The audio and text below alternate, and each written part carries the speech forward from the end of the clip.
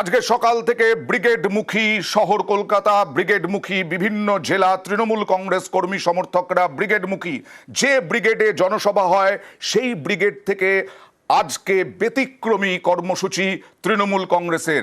কি এই মুহূর্তে নিউজ 18 বাংলায় যারা চোখ রেখেছেন তাদেরকে জানাই, ব্রিগেড থেকেই তৃণমূলের প্রার্থী তালিকা ঘোষণা।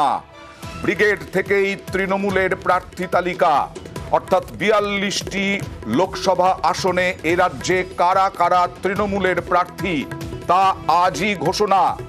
এখনো পর্যন্ত কোনো দল কোনো দিন আজ পর্যন্ত ব্রিগেড থেকে প্রার্থী ঘোষণা করেনি।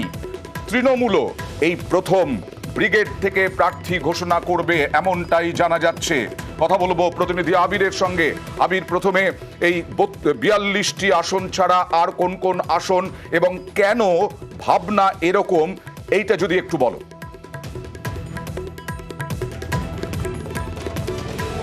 প্রথমত জানাই, রাজ্যের 42টা আসনের প্রার্থী তালিকায় তৃণমূল কংগ্রেস আজকে ব্রিগেডের মঞ্চ থেকে ঘোষণা করতে চলেছে। এর পাশাপাশি তৃণমূল কংগ্রেস এই লোকসভা নির্বাচনে আসাম, মেঘালয় এবং উত্তরপ্রদেশ সেখান থেকেও লড়াই করবে। উত্তরপ্রদেশের একটি আসন, সেখান থেকে রাজেশপতি ত্রিপাঠী নাতি তিনি লড়াই করতে চলেছেন। এখনো পর্যন্ত যা খবর, সূত্রের খবর, মির্জাপুর জেলার চান্দৌলি আসন থেকে তৃণমূল কংগ্রেস লড়াই করবে।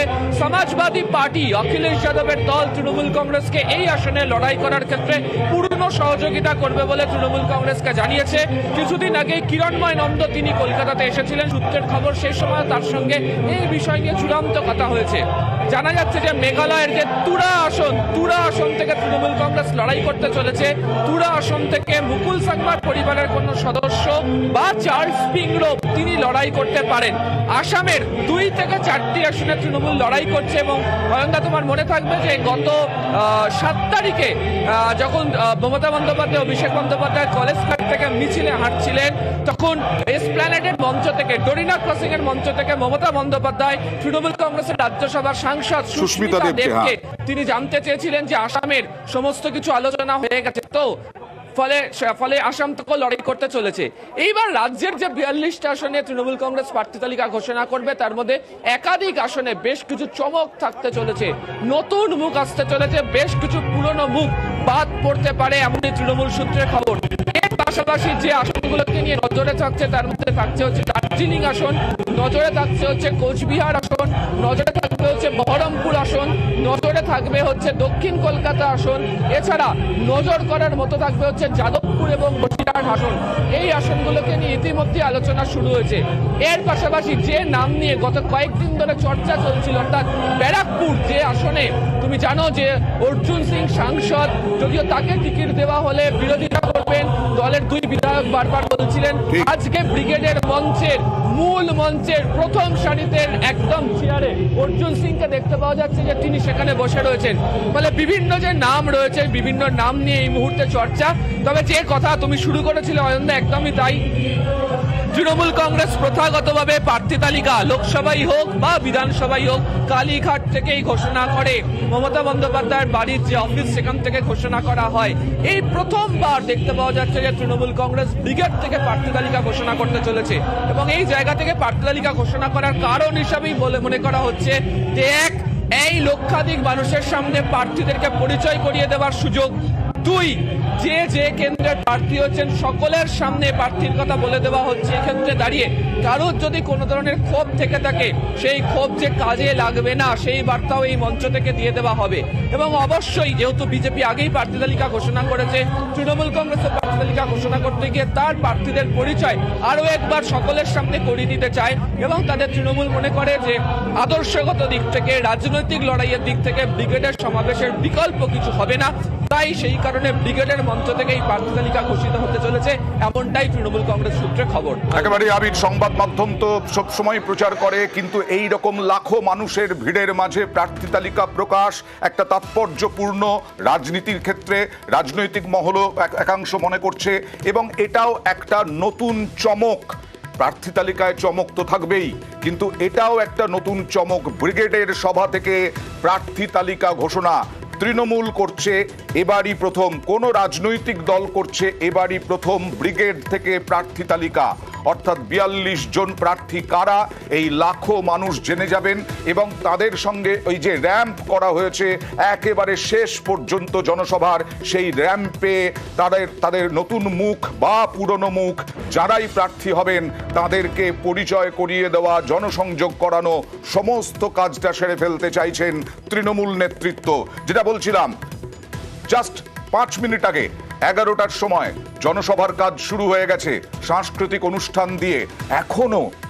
এখনো তৃণমূল কংগ্রেস কর্মী সমর্থকরা আসছেন শিয়ালদা থেকে, হাজরা থেকে,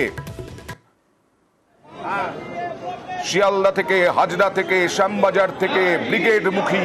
এই ব্রিগেডেই আজকে প্রার্থী তালিকা ঘোষণা হবে, আসাম, মেঘালয়ের প্রার্থী তালিকাও ঘোষণা হবে। আপনারা দেখছেন এখনো তৃণমূল কংগ্রেস কর্মী সমর্থকরা এসে চলেছেন। তারা শুনবেন কারা কারা প্রার্থী হচ্ছেন তাদের কেন্দ্রগুলিতে। ইতিমধ্যেই বিজেপি 22টি আসনে প্রার্থী তালিকা ঘোষণা করেছে, যার ফলে তৃণমূলের প্রার্থী তালিকা ঘোষণা অনেকটাই সহজ হতে চলেছে। কারণ কার বিরুদ্ধে কাকে দাঁড় করালে জেতাটা সহজ হবে, এই রকম সমীকরণ সবটা বিশ্লেষণ করেই আজকে প্রার্থী তালিকা ঘোষণা করা হবে এই ব্রিগেডে। লোকসভায় তৃণমূলের ব্রিগেড লোকসভা ভোটের আগে, লোকসভা নির্বাচনের আগে একটা বিরাট চমক হচ্ছে এটাই যে প্রার্থী তালিকা ব্রিগেড থেকে ঘোষণা। 42টা কেন্দ্রের প্রার্থী ঘোষণা হবে তৃণমূল কংগ্রেসের, যা আগে কোনো দিন দেখা যায়নি। তৃণমূল কংগ্রেস যাতে এমনিতে সংবাদ মাধ্যমে তৃণমূল কংগ্রেস ঘোষণা করে প্রার্থী তালিকা, কিন্তু এই লাখো মানুষের ভিড়ে কারা কারা প্রার্থী হচ্ছেন সেই প্রার্থী তালিকা ঘোষণা করবেন তৃণমূল নেত্রী। এবং সেই তৃণমূল নেত্রীর ঘোষণা মতোই এখনো পর্যন্ত যারা প্রার্থী হতে চলেছেন সম্ভবত তারা অনেকেই এসে উপস্থিত হয়েছেন ব্রিগেডের এই মঞ্চে, এবং ব্রিগেডের এই মঞ্চ থেকেই তাদের সঙ্গে পরিচয় করিয়ে দেওয়া লাখো মানুষের ভিড়ে এবং হাজার হাজার মানুষ তারা প্রত্যক্ষ করবেন যে জেলা থেকে যারা এসেছেন তারা বুঝতে পারবেন যে এই হচ্ছেন আমাদের প্রার্থী, এই হচ্ছেন তৃণমূল কংগ্রেসের প্রার্থী। সুতরাং একদিকে প্রার্থী তালিকায় নতুন চমক তো থাকছেই, যা জানা যাচ্ছে বিধায়ক কোনো বিধায়ককে প্রার্থী করা হতে পারে লোকসভা ভোটে, আবার নতুন মুখও আনা হতে পারে লোকসভা ভোটে 42টি আসনে তৃণমূলের প্রার্থী তালিকায়। জল্পনা বিভিন্ন নামকে কেন্দ্র করে উঠছে, বিভিন্ন জায়গায় কারা প্রার্থী হবেন তা নিয়ে যেমন জল্পনা চলছে, সেই জল্পনার অবসান হবে আরো কয়েক ঘন্টা যাওয়ার পরেই। কথা বলবো প্রতিনিধি আবিরের সঙ্গে। আবির, এই জনসংযোগের বিষয়টা বারবার করে আমরা দেখেছি মমতা বন্দ্যোপাধ্যায় যখনই যেখানে যান জনসংযোগটা আগে তার ইউএসপি এবং বলা যায় তার কর্মসূচির মধ্যে থাকে সব থেকে আগে। এখানেও এই প্রার্থী তালিকা ব্রিগেড থেকে ঘোষণা সেই জনসংযোগকেই প্রাধান্য দেওয়া কিনা? একদমই তাই, জনসংযোগকে সব থেকে বেশি প্রাধান্য দেওয়া হচ্ছে এবং জনসংযোগকে প্রাধান্য দেওয়া হচ্ছে বলেই ব্রিগেডের মঞ্চকে ব্যবহার করা হচ্ছে প্রার্থী তালিকা ঘোষণা করার জন্য। তুমি ঠিক আগেই বলছিল যে সংবাদ মাধ্যম অবশ্যই প্রচার করে বা বিভিন্ন সভা সমিতি করতে গিয়ে সেখানেও নাম উঠে আসে। এখানে একটু হচ্ছে যে প্রায় লক্ষাধিক মানুষের জমায়ে তাদের সামনে যারা প্রার্থী হচ্ছেন তাদেরকে যদি পরিচয় করিয়ে দিতে পারা যায় তাহলে যারা প্রার্থী হচ্ছেন তাদের পক্ষে লোকসভা নির্বাচনের প্রচার করার ক্ষেত্রে তারা বাড়তি অপূর্ণ বা বাড়তি সুবিধা পেয়ে যাবে। ফলে সেই কারণেই ব্রিগেডের মঞ্চকে ব্যবহার করেই প্রার্থী তালিকা ঘোষণা করার সিদ্ধান্ত। দ্বিতীয়ত হচ্ছে ব্রিগেড যে কোনো রাজনৈতিক দলের কাছে একটা আবেগ থাকে এবং ব্রিগেডের পুরোনো মঞ্চকে যে কোনো রাজনৈতিক দল তাদের সাংগঠনিক শক্তি প্রকাশ করার জায়গা হিসেবে তারা ব্যবহার করে থাকে। ফলে ব্রিগেডের মঞ্চ থেকেই যে সাংগঠনিক চ্যালেঞ্জের দ্বারা তৃণমূল কংগ্রেস বারবার গ্রহণ করে যেটা হাজির হচ্ছে, সেখানেই প্রার্থী তালিকা ঘোষণা করে দেওয়া, প্রার্থীদেরকে সামনে নিয়ে আসা, হাজির করিয়ে দেওয়া, তাদেরকে সকলের সামনে নিয়ে যাওয়া, আর যদি র্যাম্প ধরে যদি তাদেরকে নিয়ে প্রত্যেকের সামনে হাজির করা হয় তাহলে সহজেই তাদেরকে মনে রাখার একটা জায়গা প্রতিষ্ঠা হয়ে যাবে। ফলে সেদিক থেকে দেখতে গেলে ব্রিগেডের মঞ্চ এই ধরনেই ব্যবহার করা হচ্ছে প্রার্থী তালিকা ঘোষণা করা। ওকে, আপাতত ধন্যবাদ আবির। কথা বলবো চিফ রিপোর্টার তুহিন দাস চন্দ্রর সঙ্গে। তুহিন, তৃণমূলের এই ঘোষণা এটা তো বড় সড় চমক, মানে যেটা প্রার্থী ঘোষণা হতে চলেছে এই ব্রিগেড থেকে। তৃণমূল সূত্রে কি খবর, কেন এই ভাবনা ব্রিগেড থেকেই প্রার্থী তালিকার? দেখো, এটা তো একটা বেনজির পদক্ষেপ। তার কারণ এর আগে কোনোদিন কিন্তু কোনো রাজনৈতিক দলকে ব্রিগেডের রাজনৈতিক সভা থেকে প্রার্থী তালিকা ঘোষণা করতে দেখা যায়নি। তৃণমূল কংগ্রেসও কিন্তু কোনোদিন ব্রিগেডের জনসভা থেকে প্রার্থী তালিকা বা কোনো জনসভা থেকেই প্রার্থী তালিকা ঘোষণা করেনি। বরাবর তৃণমূল কংগ্রেস কালীঘাট থেকে প্রার্থী তালিকা ঘোষণা করেছে। তৃণমূল সুপ্রিমো মমতা বন্দ্যোপাধ্যায় যে কোনো নির্বাচনের প্রার্থী তালিকা কালীঘাট থেকে করেছেন এখনো পর্যন্ত। কিন্তু এই প্রথম ব্রিগেডের মঞ্চ থেকে, ব্রিগেডের জনগর্জন সভার মঞ্চ থেকে প্রার্থী তালিকা ঘোষণা করবে তৃণমূল কংগ্রেস, তেমনই সিদ্ধান্ত হয়েছে, যেটা রাজনৈতিকভাবে যথেষ্ট তাৎপর্যপূর্ণ মনে করা হচ্ছে। এবং রাজনৈতিক মহল মনে করছে যে ব্রিগেডে 24 লোকসভা নির্বাচনের আগে মানুষের সঙ্গে প্রার্থীদের একেবারে পরিচয় করে দেওয়া, ব্রিগেডের জনসভা থেকে মানুষের সঙ্গে প্রার্থীদের পরিচয় করে দেওয়া। বিভিন্ন জেলা থেকে ব্রিগেডের, সমস্ত জেলা থেকে ব্রিগেডে মানুষ এসেছেন, তারা মিছিল করে ব্রিগেডের সমাবেশে এসেছেন, তাদের সামনে প্রার্থীদের উপস্থিত করবে তৃণমূল কংগ্রেস, এমনটাই খবর পাওয়া যাচ্ছে। 42টি লোকসভা কেন্দ্রের প্রার্থীরাই আজকের ব্রিগেডে উপস্থিত থাকতে পারে তুমি জানো, এবং সেই সঙ্গে একটা বিশাল র্যাম্প করা হয়েছে।